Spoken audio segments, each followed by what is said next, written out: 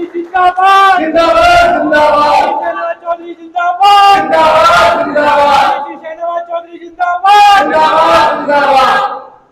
बहुत बहुत शुक्रिया, धन्यवाद। बैठ जाइए आप सब लोग भी।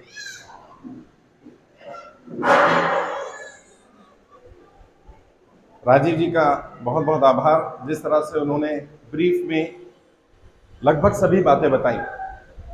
दो चार बातें ऐसी हैं जो मैं बताना चाहता हूं, हाँ नोट करना चाहें, वीडियो रिकॉर्ड करना चाहें तो कर लें, काम आएगी आपके, क्योंकि ये वो बातें हैं जो शायद फेसबुक पर, यूट्यूब पर आपने मुझे सुना होगा, लेकिन आज मैं समस्याओं के साथ समाधानों पर भी बात करना चाहता हूं। ये समस्या कैसे आई, हम कर्जे की दलदल में कैसे फंसे, ये सबको पता है। नोटबंदी के कारण, जीएसटी के कारण, लॉकडाउन के कारण व्यापार बंद हुआ, नौकरियां छूटी, इस कारण से लोग कर्जे की दलदल में फंसे हैं, ये बात सही है। जितना ये सही है कि आप कर्जे की दलदल में फंसे हैं, उतना ही ये भी सच है कि इसमें आपकी गलती नहीं है। आप कर्जे की दलदल में फंसे, इसमें आपका दोष नहीं है। अपने आप को दोषी मत ठहराओ, अपने आप को जिम्मेदार मत ठहराओ, इसमें आपकी गलती नहीं है। और मैं ऐसा क्यों कह रहा हूं, उसके मेरे पास कुछ तर्क हैं, कुछ कारण हैं।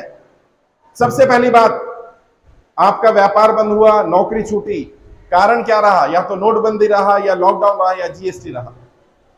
नोटबंदी आपने नहीं करी, लॉकडाउन आपने नहीं लगाया, जीएसटी आपने नहीं लगाया। जब इनमें से कोई काम आपने नहीं किया तो इसकी सजा आपको नहीं मिलनी चाहिए। इसके लिए आप जिम्मेदार नहीं है, आप और आपका परिवार दोषी नहीं है।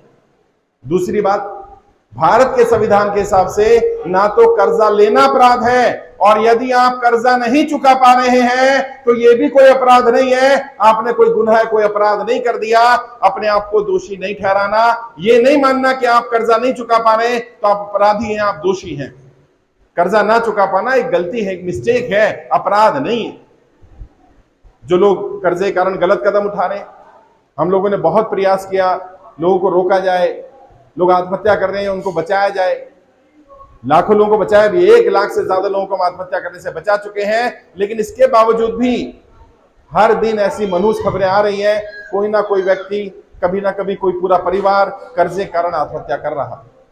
अब आपकी जिम्मेदारी क्या है?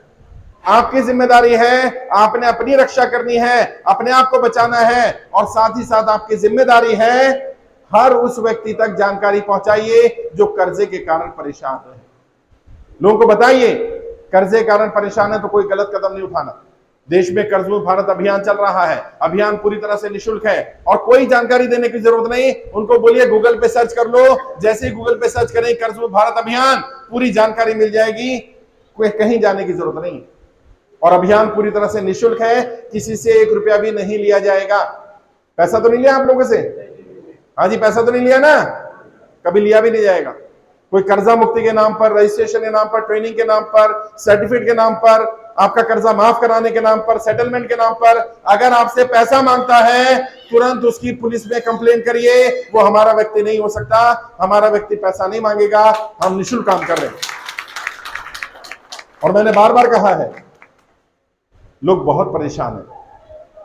पता है मध्य प्रदेश में क्या चल रहा है, गुजरात में क्या चल रहा है, महाराष्ट्र में क्या चल रहा है? साहूकार लोग व्यापारियों को तंग कर रहे हैं, और कितना तंग कर रहे हैं। व्यापारियों को बोलते हैं यदि आपने कर्जा लिया और आप कर्जा नहीं चुका पा रहे, किस्त नहीं चुका पा रहे, तो अपनी बहन को, अपनी बेटी को, अपनी बीवी को भेज दो हमारे पास, हम कर्जा वसूल कर लेंगे। सोचिए, कर्जे के कारण बहन बेटियों की इज्जत के साथ खिलवाड़ हो रहा है और सरकार चुप बैठी है। हम भी चुप बैठ जाएं, ऐसा होने वाला नहीं है। यह अन्याय है, यह अत्याचार है, इसके खिलाफ बोलना पड़ेगा, अपनी बात रखनी पड़ेगी। और जो महिलाएं, जो बहनें मेरी बात सुन रही है, मैं उन्हें कहना चाहता हूं, बहनों घबराओ मत, तुम्हारा भाई तुम्हारी लड़ाई लड़ रहा है, मैं तुम्हें कर्जे की दलदल से बाहर निकालूंगा। कोई गलत कदम किसी को नहीं उठाना है, और कोई अगर आपके साथ अन्याय कर रहा है, अत्याचार कर रहा है, आपको गलत करने के लिए बोल रहा है, तुरंत उसकी जानकारी हमें दो, तुरंत पुलिस के स्टेशन में उसकी कंप्लेंट कराओ। कर्जा लेने के बाद कोई आपको प्रताड़ित नहीं कर सकता। यह अपराध होगा अगर कोई आपके साथ अत्याचार करता है, अन्याय करता है। कई बहन बेटियां ऐसी हैं जिन्होंने अपने पति को, अपने पिता को बताया नहीं कि हमने बिजनेस के लिए लोन लिया है, तो उन बहन बेटियों की दिक्कत और ज्यादा है, उन्हें रोज परेशान किया जा रहा है। अभी मैं महाराष्ट्र गया, छोटे छोटे बच्चे साहब, पति एक्सपायर कर गया है, बैंक वालों ने एक बात नहीं सुनी, बच्चों को घर से निकाल दिया, बच्चों के सर से पिता का साया चला गया और बच्चों के सर से छत भी छीन ली। ये अन्याय है, ये अत्याचार है। और बड़े बड़े लोगों के साथ क्या हो रहा है? अभी आपने सुना होगा जी न्यूज के मालिक सुभाष चंद्रा का, मैंने रील डाली थी, वीडियो बनाया था, 37,000 करोड़ रुपए लोन माफ किया गया। 37,000 करोड़। कितना? 37,000 करोड़। अच्छा, यहां कोई है जिसके ऊपर 1,000 करोड़ का कर्जा है कोई? 500 करोड़ वाला तो होगा, 100 करोड़ वाला है कोई? नहीं हो। कितना लोन है? 2 लाख, 5 लाख, 10 लाख, 20 लाख, 50 लाख, इसी रेंज का है ना?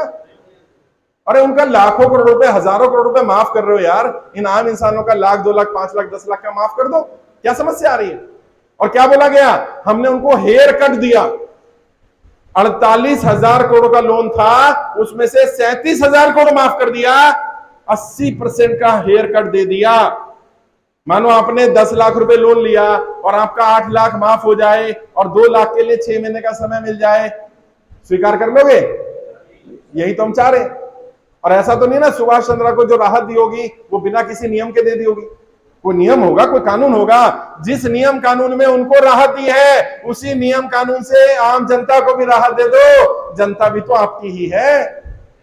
ऐसा तो नहीं ना जनता ने सपोर्ट नहीं किया। यहां बहुत सारे लोग होंगे जिन्होंने सपोर्ट किया नरेंद्र मोदी को, जिन्होंने वोट दिया होगा। मेरी किसी पार्टी, किसी नेता से लड़ाई नहीं है। मैं तो नरेंद्र मोदी जी से कहता हूं, सबसे पहले भारतीय जनता पार्टी के समर्थकों को कर्जा माफ कर दो यार, इसमें क्या समस्या आ रही है? अपने समर्थकों को तो माफ कर दो, लेकिन समस्या क्या है? समर्थकों का भी नहीं माफ करना। दिक्कत क्या है? सिर्फ बड़े बड़े लोगों का है, 10, 20, 100 अमीरों का कर्जा माफ करना है। तो भैया नरेंद्र मोदी सिर्फ अमीरों के प्रधानमंत्री हैं, आम जनता के प्रधानमंत्री नहीं है क्या? उन्होंने पैसा दिया आपको सरकार बनाने के लिए, क्या जनता ने वोट नहीं दिया? और क्या वोट मांगने नहीं आओगे? फिर आना पड़ेगा। और अभी आने वाले वो लोग, चुनाव है 2024 का। मैं पॉलिटिकल ट्रेनर हूं, मैं राजनेताओं को ट्रेनिंग देता हूं, मैं इनकी नब्ज अच्छी तरह जानता हूं। इनकी एक ही नब्ज है, वोट। जब इन्हें लगता है इनका वोट खिसक रहा है, जब इन्हें लगता है ये चुनाव हार सकते हैं, ये तुरंत तुम्हारी बात सुन लेंगे। तो अब क्या होगा? वो नेता आएंगे, उनसे बोलना भैया हमारी किसी नेता, किसी पार्टी से लड़ाई नहीं है, ये बताओ जनता का कर्जा माफ करोगे या नहीं करोगे?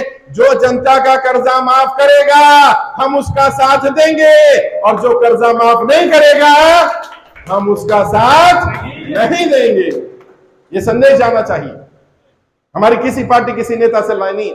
और वो बांटेंगे तुम्हें, वो बांटेंगे तुम्हें धर्म के नाम पर, वो बांटेंगे तुम्हें जाति के नाम पर। तुम अड़े रहना, तुम्हारा एक ही धर्म है। कौन सा धर्म? हम कर्जे वाले हैं। हमारी एक ही जाति है। कौन सी जाति? हम कर्जे वाले हैं। वो बांटेंगे तुम्हें, तुम अड़े रहना कि भैया हमें धर्म जाति में ना बांटा जाए, हम तो कर्जे वाले हैं, हमारा कर्जा माफ करोगे कि नहीं करोगे बता दो। कर्जा माफ कर दोगे तो हम साथ दे देंगे, नहीं माफ करोगे हम साथ नहीं देंगे। और मैं यहां से जम्मू कश्मीर में आया, मेरी कोशिश ये थी और भी जिलों में जाऊं, लेकिन क्योंकि व्यस्तता है, कार्यक्रम और भी होते हैं, फिर भी मैंने तय किया था कि एक बार जरूर जम्मू आऊंगा, लोगों से मुलाकात करूंगा। बहुत कॉल्स आ रहे हैं, बहुत फोन कॉल्स है।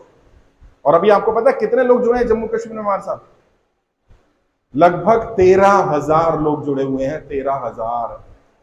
और ये 13,000 लोग नहीं है, 13,000 परिवार हैं। एक एक परिवार में 10-10 परिवारों के साथ कनेक्शन है, यानी ये लाखों लोगों की संख्या है।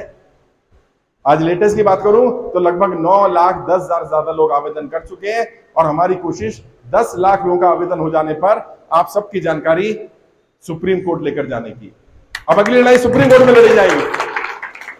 हमारी लीगल टीम के हेड बैठे हुए दीपांशु जी, वो भी इसके बारे में जानकारी देंगे।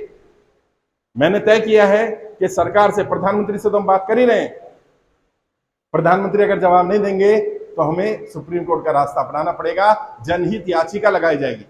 और अभी आपको जनहित याचिका में आने की जरूरत नहीं है, लेकिन आप सभी लोग अपना एक पत्र तैयार कर लो। 4-5 पेज का एक लेटर लिखो, हिंदी में लिखो, इंग्लिश में लिखो, उर्दू में लिखो, जो भाषा तुम्हें आती है उसमें लिखो। और उस पत्र में क्या लिखना? उसमें बताना तुम कर्जे की दलदल में कैसे फंसे, व्यापार करते थे, नौकरी करते थे, क्या काम करते थे, कितनी सैलरी थी, कितनी इनकम थी, कितना स्टाफ था, क्या दिक्कत आई, नोटबंदी ने क्या करा, जीएसटी ने क्या करा, लॉकडाउन के कारण क्या दिक्कत आई, सारा विस्तार से लिखना। अब परिवार में कितने सदस्य हैं, कमाई कितनी है, सरकार से क्या मदद चाहते हो वो भी लिखना, और उस लेटर की कम से कम 3-4 कॉपी मेरे एड्रेस पर भेज देना।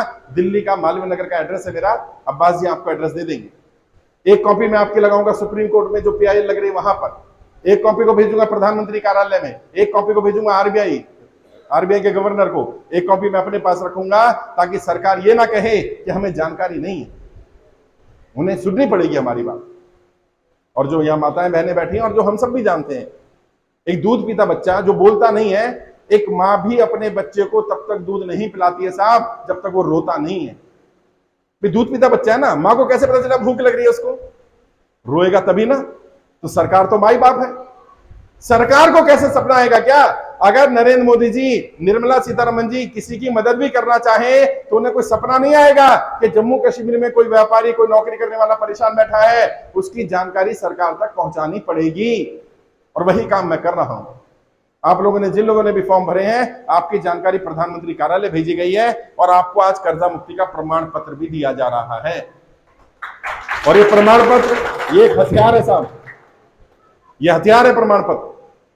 प्रमाण पत्र आगे क्या? हाँ दिखा दो, बैठ जाओ। अभी प्रमाण पत्र मैं दिखा भी देता हूं। ये है प्रमाण पत्र, इसमें आपका नाम लिखा जाएगा, फाइल नंबर लिखा जाएगा, कहां रहते हो वो लिखा जाएगा, फादर्स नेम, हस्बैंड नेम लिखा जाएगा, और इसमें लिखा गया है कि इनकी फाइल प्रधानमंत्री कार्यालय भेज दी गई है। जब तक सरकार की तरफ से कोई जवाब नहीं आता तब तक बैंक वाले, रिकवरी वाले, एनबीएफसी वाले इस व्यक्ति को परेशान ना करें, इसे समय दे दिया जाए। और ये प्रमाण पत्र बहुत काम आ रहा है साथियों। इसका इस्तेमाल कैसे करना वो भी बता रहा हूं मैं। आपने क्या करना है, सबसे पहले जो आपने लेटर लिखा है, एक लेटर बैंक को भी लिखना है। अगर एनबीएफसी से पैसा लिया उसको लिखना है, अगर साहूकार से पैसा लिया उसको लेटर लिखना है, और लेटर में पूरी कहानी लिखनी है। पैसा क्यों लिया था, क्या काम के लिए लिया था, क्या दिक्कत आई, क्यों नहीं दे पा रहे, और फिर एक लाइन लिखना, मैंने कर्जा माफी के लिए अपना आवेदन प्रधानमंत्री कार्यालय में भेजा है, मेरा प्रमाण पत्र भी आ गया है और उसकी कॉपी भी मैं लगा रहा हूं। जब तक